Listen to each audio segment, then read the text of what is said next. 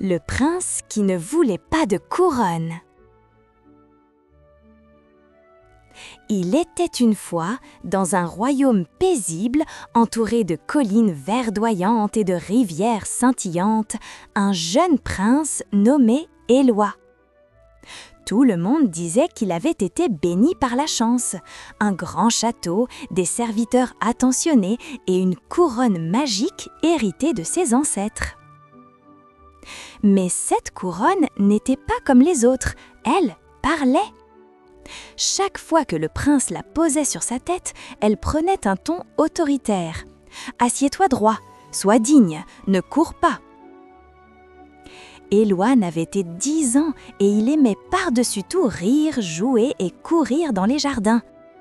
Mais la couronne, posée sur son front, le transformait en un petit roi sérieux, presque figé.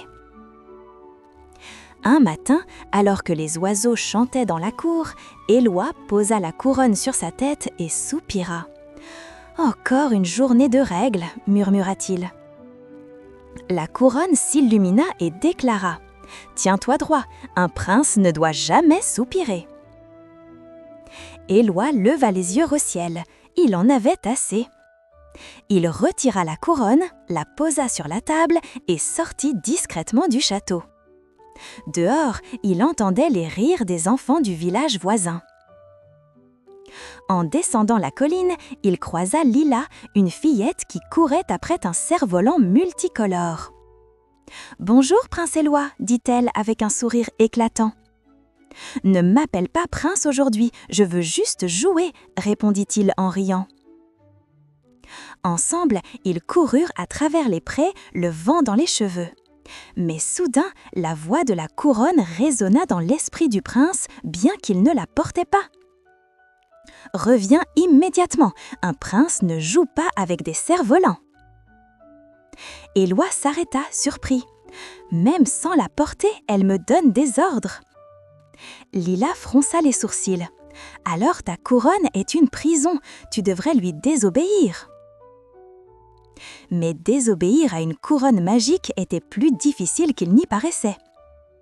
Éloi retourna au château et dès qu'il la remit, elle reprit son ton sec. « Sois sérieux, prépare ton discours pour le conseil du royaume. » Le prince tapa du pied. « Non, je veux jouer avec les enfants du village. » La couronne s'illumina et gronda. « Un prince n'a pas le droit de vouloir, il doit obéir. » Éloi en parla à sa gouvernante, Dame Hortense, une femme douce mais toujours préoccupée par le protocole. « Monseigneur, c'est votre destin, une couronne fait de vous un roi. »« Mais moi, je veux être un enfant avant d'être roi, » protesta Éloi. Cette nuit-là, il se glissa hors du château et retrouva Lila et les autres enfants autour d'un feu de camp. Ils racontaient des histoires, jouaient à cache-cache et mangeaient des pommes caramélisées. Éloi riait aux éclats quand soudain, la couronne, laissée sur sa table de chevet, apparut au-dessus de lui dans une lueur dorée. Elle se posa sur sa tête sans qu'il puisse l'en empêcher. Tout le monde s'arrêta de jouer. La couronne lança. « Un prince ne se salit pas les mains avec de la suie, rentrez au château immédiatement. » Les enfants reculèrent intimidés. Lila s'avança courageusement. « Couronne ou pas, il est des nôtres ce soir, tu n'as pas à le commander comme un jouet. » Étonnée d'être défiée, la couronne s'assembrit et gronda. « Une simple villageoise ose me contredire. » Éloi serra les poings. « Oui, elle a raison, je suis plus qu'un prince obéissant, je suis un enfant qui veut rire. » Pour la première fois, la couronne resta muette. Mais dès qu'il tenta de l'ôter, elle se resserra autour de sa tête. Le lendemain, Éloi consulta le vieux sage du royaume, maître Anselme. « Ta couronne est ensorcelée, mon garçon. Elle a été créée pour forcer les princes à respecter leurs devoirs, mais elle ne comprend pas le langage du cœur. » Éloi s'exclama. « Alors comment puis-je lui apprendre ?» Le sage caressa sa barbe.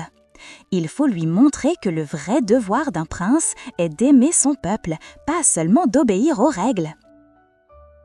Inspiré, Éloi organisa une grande fête dans la prairie du village.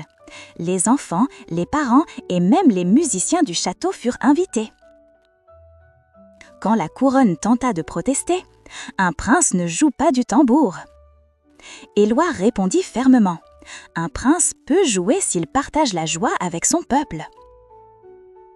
Tous dansèrent, les enfants riaient, les adultes applaudirent, la couronne clignotait, confuse, incapable de réprimer cette vague de bonheur. Pendant la fête, Lila prit la main d'Éloi et lui dit « Tu es un vrai prince quand tu fais sourire les autres ». Éloi hocha la tête. « Alors je resterai ainsi ». Mais la couronne, vexée, décida de le mettre à l'épreuve. Le soir venu, elle chuchota. « Si tu continues à me désobéir, je quitterai ta tête pour toujours. » Éloi réfléchit longuement. Est-ce une menace ou une promesse? Il se dit « Sans elle, je serais enfin libre, mais sans couronne, serais-je encore prince ?» Il alla voir son père, le roi. « Père, est-on prince seulement parce qu'on porte une couronne ?» Le roi sourit doucement. « Non, mon fils, on est prince quand on a le cœur assez grand pour aimer et protéger les autres. » Ces mots résonnèrent en Éloi. Le lendemain, il affronta la couronne. « Écoute-moi, tu peux partir si tu veux, je n'ai pas besoin de toi pour être prince. » La couronne resta silencieuse.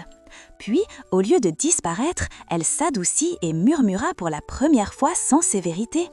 « Peut-être ai-je été trop dure, montre-moi ce que signifie être un prince selon ton cœur. » Alors, Éloi organisa une nouvelle journée spéciale.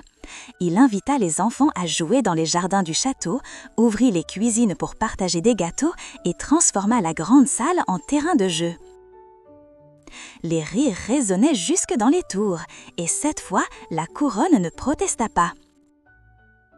Elle observait, et plus les enfants riaient, plus elle brillait d'une lumière douce. Elle commençait à comprendre. Lila lança une balle à Éloi, et la couronne dit timidement « Un prince peut attraper une balle s'il le fait avec joie. » Éloi éclata de rire. « Tu vois, tu apprends vite. » Dès lors, la couronne ne donnait plus d'ordres sévères. Elle soufflait parfois des conseils, mais toujours avec bienveillance. « Éloi, ton peuple a besoin de toi » ou « Pense à partager tes rires aussi avec ceux qui en ont moins. » Le royaume entier remarqua le changement.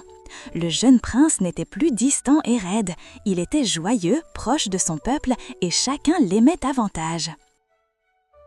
Un jour, le roi annonça devant tous. « Mon fils a prouvé que le courage ne réside pas seulement dans la force ou l'obéissance, mais dans la capacité d'aimer. Voilà le prince que je souhaite voir régner d'un jour. » Les villageois applaudirent, les enfants criaient son nom, et Éloi sentit son cœur battre de fierté.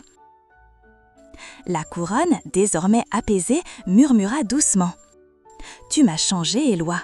Ensemble, nous ne donnerons plus d'ordre, mais nous protégerons la joie du royaume. » Le prince sourit. « Alors sois ma compagne, non ma prison. » Depuis ce jour, Éloi devint connu comme le prince rieur. Son château resta ouvert aux enfants et même les plus sérieux des ministres finirent par sourire en le voyant. Et c'est ainsi que le prince qui ne voulait pas de couronne apprit à la transformer, non plus en symbole d'autorité froide, mais en éclat de bonheur partagé. Et tout le royaume vécut heureux dans un éclat de rire et de lumière. La véritable leçon de l'histoire du prince Éloi est simple mais essentielle. Un titre, une couronne ou un rôle ne définissent pas ce que nous sommes vraiment. La couronne croyait qu'être prince signifiait obéir aux règles, rester sérieux et paraître parfait. Mais Éloi a montré qu'un vrai prince n'est pas celui qui se ferme à la joie, mais celui qui ouvre son cœur à son peuple. En choisissant de rire, de jouer et de partager avec les enfants du village, il a prouvé que la bonté, la proximité et l'amour valent plus que toutes les règles rigides. La force d'un dirigeant ne se mesure pas à son autorité, mais à sa capacité d'apporter le bonheur et de protéger ceux qu'il aime. Ainsi, l'histoire nous rappelle qu'on peut être responsable sans perdre son sourire et qu'un cœur joyeux est une vraie couronne. Merci d'avoir écouté cette histoire. Si elle vous a plu, n'oubliez pas de mettre un j'aime, laisser un petit commentaire, partager avec vos amis et surtout, abonnez-vous à la chaîne Raconte-moi une histoire pour découvrir encore plus de contes magiques. À très bientôt pour une nouvelle aventure.